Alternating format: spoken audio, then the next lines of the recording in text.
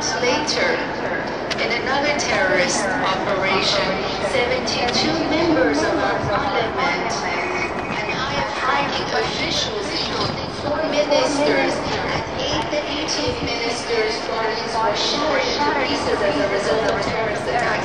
Within 6 months, over 4,000 Iranians lost their lives assassinated by terrorist groups. All this carried out by the hand of one single terrorist group. Regretfully, that same terrorist group now, today, in your country, is being operating under the support of the U.S. administration, working freely, distributing declarations freely. And their camps in Iraq are supported by the U.S. government. Their security terrorism. Instead of supporting the Iranian people and nation, instead of fighting the terrorists that are attacking them, they're supporting the terrorists.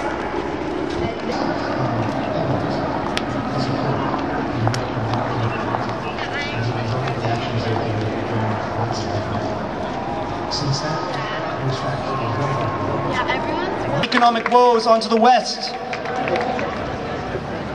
Again, the same can be said for the threats of war.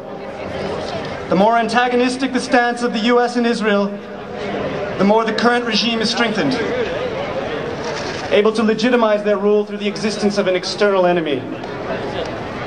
War is not the answer. Although Ahmadinejad's rhetoric is deplorable, war and sanctions will only fortify his hold on power. Bush's axis of evil speech has only empowered the fundamentalists in Iran, providing them with a rationale for repressing those in favor of normalized relations with the rest of the world. By giving in to the Bush-Ahmadinejad power game, we're making the world a more dangerous place.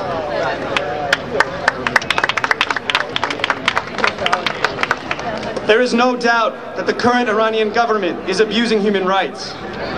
But we cannot help the Iranian people succeed in their fight by destroying their country. Amen. Please do not try to democratize Iran. Help us by encouraging us from the outside and by not interfering from within. Let us democratize ourselves. We, the Iranian people, are the ones suffering from the consequences of sanctions and the threats of war. Far from weakening the regime, such actions will undoubtedly strengthen it. Thank you.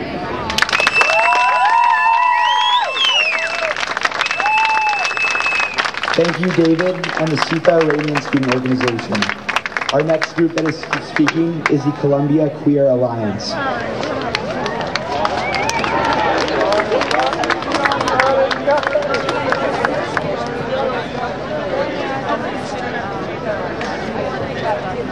Good afternoon, Columbia University. These are the views of the Columbia Queer Alliance Executive Board and those members present at the meeting in which this matter was discussed. CQA is not the collective voice of the queer community. We do not claim to be expressing the views and opinions of all queer-identified individuals affiliated with Columbia University. However, as student leaders of a progressive activist organization, it is our responsibility to be a part of this discussion. To give all students a way to voice their opinions and engage in the issues sparked by Ahmadinejad's visit. Thank you. Is it safe to